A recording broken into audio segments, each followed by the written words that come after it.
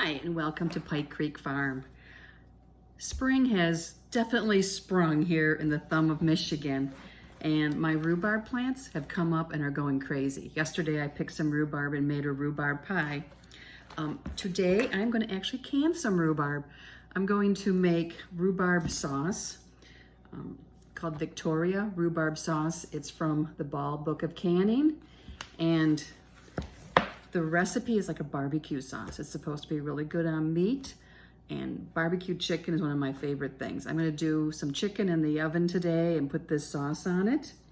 But what this sauce is it's rhubarb, chopped raisins, and I'm not a big fan of chopped raisins, but it says you can put them into a food processor so they're chopped pretty fine, and then you can puree the sauce before you jar it up too. It has half a cup of chopped onion, 3.5 cups of brown sugar. It has vinegar, 5% acidity, and allspice, cinnamon, ginger, and some salt. And that's cooked down and blended together and jarred up. And it's supposed to be just a really great barbecue sauce and condiment for meat. And I think it'll be really great even on some of my jarred meats that I have downstairs, because when you have the different condiments and sauces, you can take a plain meat and you can really jazz it up and make it something special. So that is what we're gonna do today. I have most of the ingredients out. Here is the rhubarb I'm going to chop up. I think this will be more than enough. And I need to fill this container there. And white vinegar and raisins, and I already chopped them up in my blender, my Ninja. And just a tip, I added just a little bit of water when I blended them to make it so it didn't just stick to a glump on the blades. You can also chop it by hand, but since I'm not a big fan of the texture of raisins, I wanted them chopped up more. We have ginger, allspice, and cinnamon. We have the canning and pickling salt, brown sugar. The onion I have already chopped in my chopper, and I'll measure out 1/2 cup of that. I have my canner with water in it. I will put it on to simmer so that the water will be warm. And I have my jars, but actually I will put hot water in them because so they will be warm. And I'll empty out the water and put the warm sauce in it. So that's, you want everything to be the same temperature so that there's no thermal shock. You want to try to avoid any jars breaking. I actually need to fill this twice. I need 2 quarts of chopped rhubarb, so that's 8 cups. Peel off any stringy parts like that. Sometimes it just happens.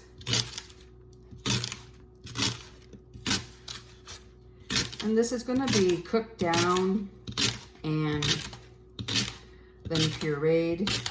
So I don't need to have like an exact dice on this.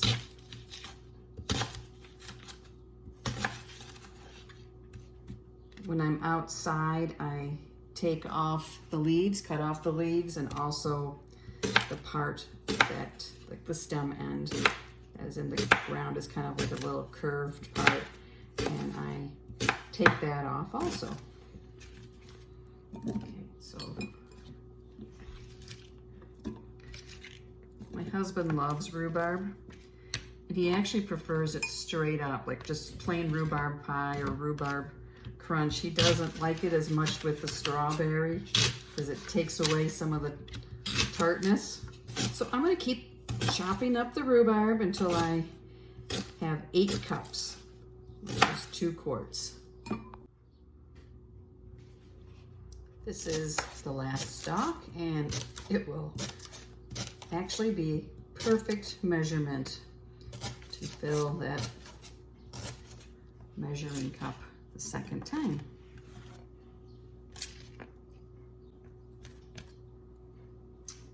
And there we go, 2 quarts. To the point now where it says to chop the raisins, but I already did that. So we will combine in this pot. Can you see it? In this pot, we will put the rhubarb's already in it. Here's my raisins that I chopped up. And I don't dislike the flavor of raisins. It's a texture thing, like when they get plump and squishy, so more in baked goods like bread pudding or cinnamon rolls, I don't like the texture. So that's why I am adding them in this recipe. I could have left them out and had less jars at the end, but I think that the depth of flavor that they're gonna add and even the consistency with them chopped up and cooked down is important to this recipe. So we'll find out at the end. I was looking for a non-dessert recipe, a way to use my rhubarb, and going through all my books and came up with this. So next it says to add the onion. So let me get, I need a 1/2 cup measure.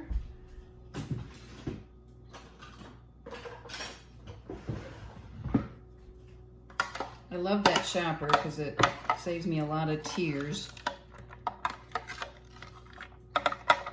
Okay, 1/2 cup. The rest I will save and use in a salad.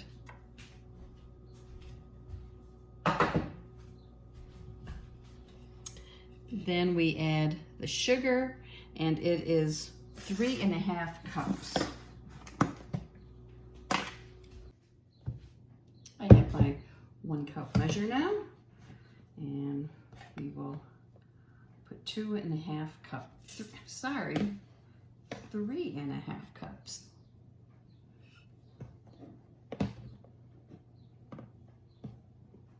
It doesn't say packed, so there's 2.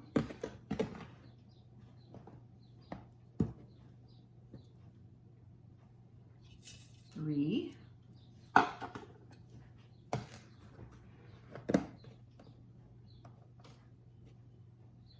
And 1/2 cup.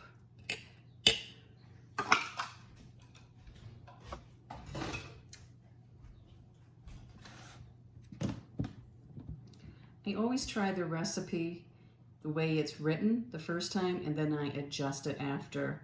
And the things you can adjust with this would be like the dry spices. Okay, kind of mixing that up. Next ingredient is the vinegar. You don't add the dry spices right away. They are added after it cooks for a while.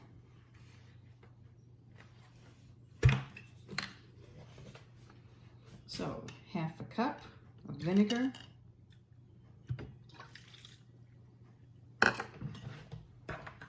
I am using just white vinegar.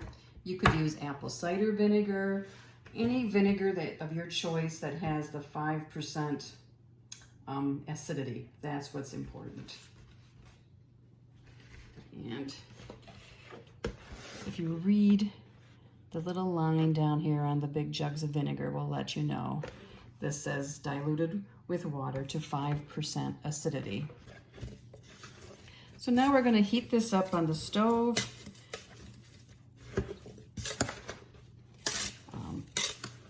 To a simmer and let it cook until it's thick. And then we'll add the spices and cook it for 5 minutes and keep stirring to prevent sticking. So I'm going to put this on the stove now. And I'll bring you back and show you what it looks like as it's cooking down. Here is what it looks like before the process. Here it is. It's come to a boil.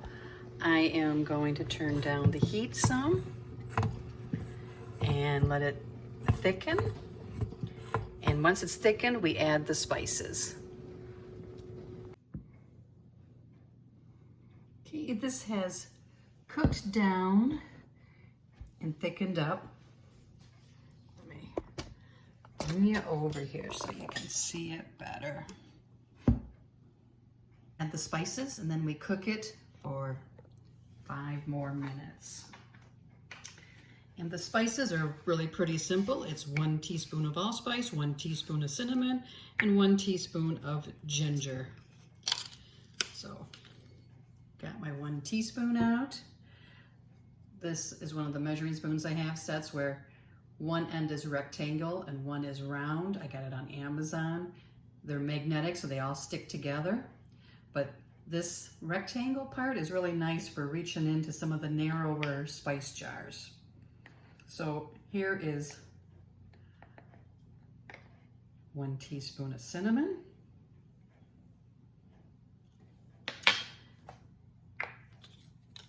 Now, if after I cook this the first time, and if I decide it has too much of one spice, or I don't like the flavor, I can always cut back on it.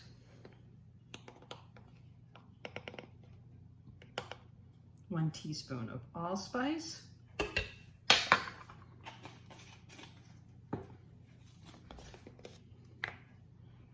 1 teaspoon of ginger, ground ginger.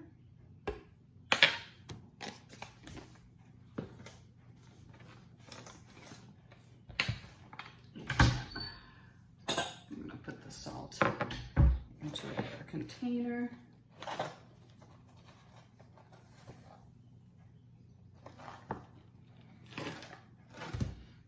I usually keep some of my canning salt just in a container like this when I'm doing canning. It's easier to measure from. And I need 1 teaspoon of that. You can use kosher salt too in canning. The pickling and canning salt is finer. It's not as coarse ground. So that's the last ingredient there. Okay, we're gonna stir all the spices in. Steam keeps hitting.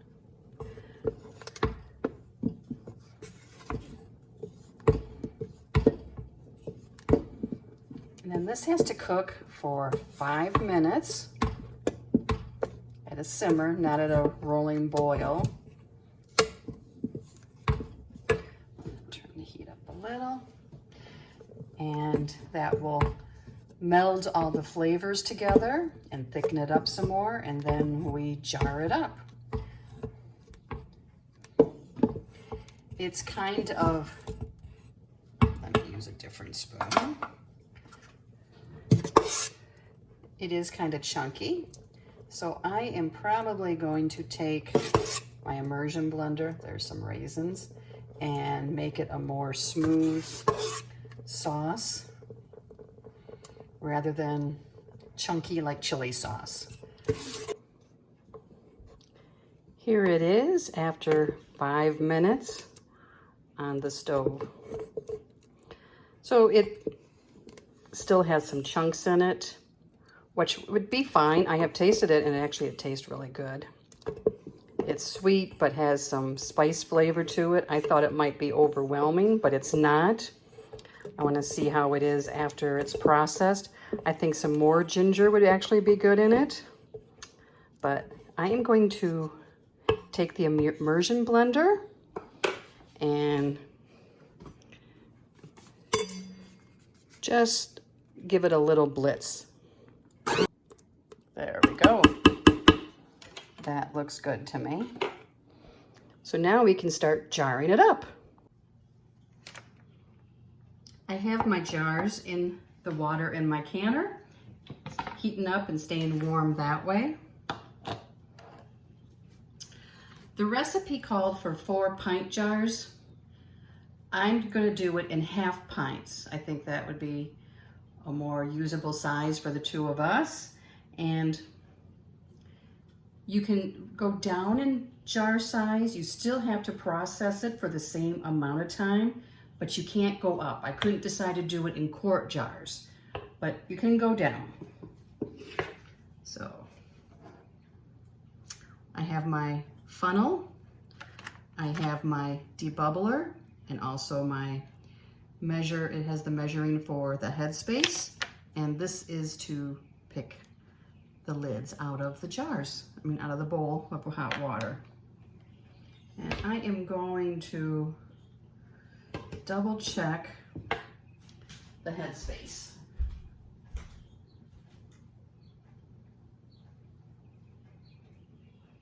And it is a 1/2 inch Headspace. So 1 inch is down here, and a 1/2 inch is the middle mark there. So, and on my debubbler, it has the 1/2 inch marked right there. So I'll use that as a measure also. So let's jar it up.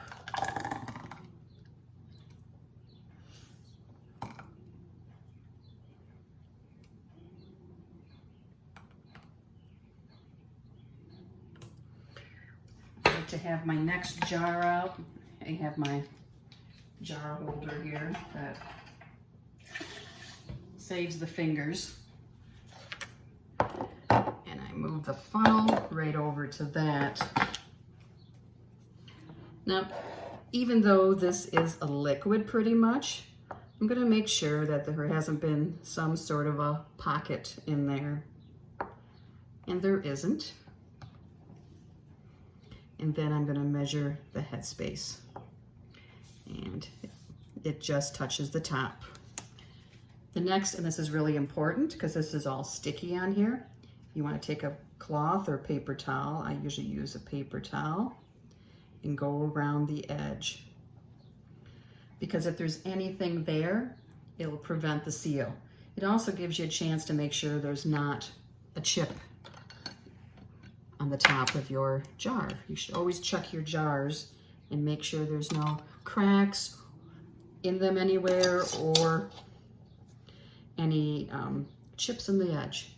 So this is ready to go in the canner. And we'll fill this one.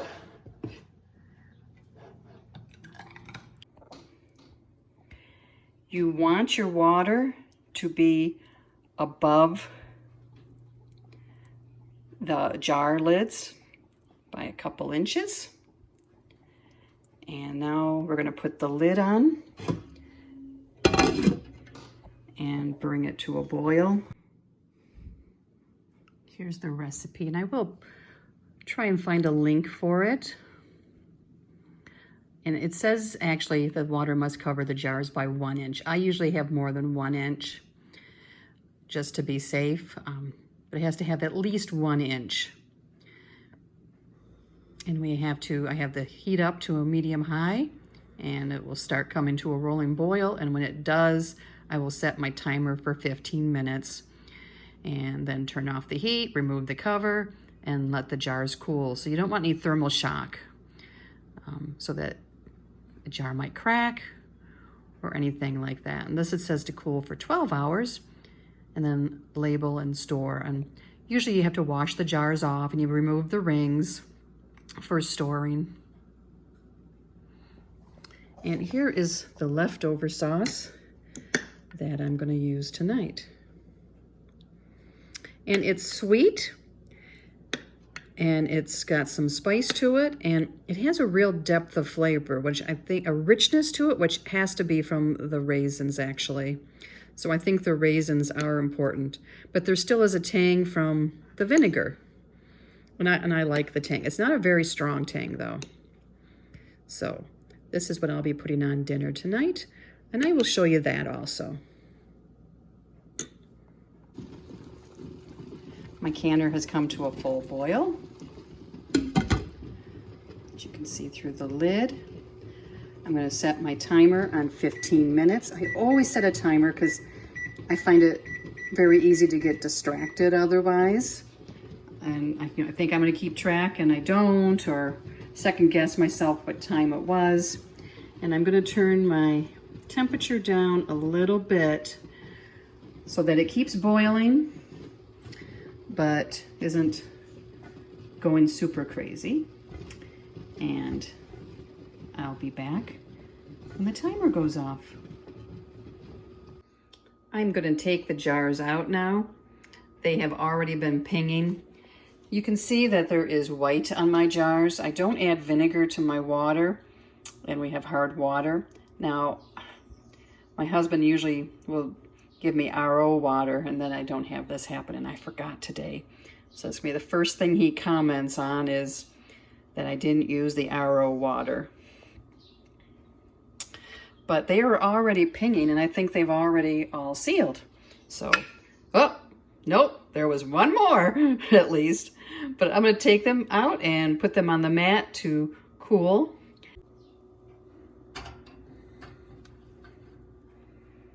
The jar lifter is really an awesome tool to have. Makes it really easy to lift the jars out. Here they all are. They'll sit there till tomorrow morning, and then I will take the rings off and wash them, then let them dry and label the tops.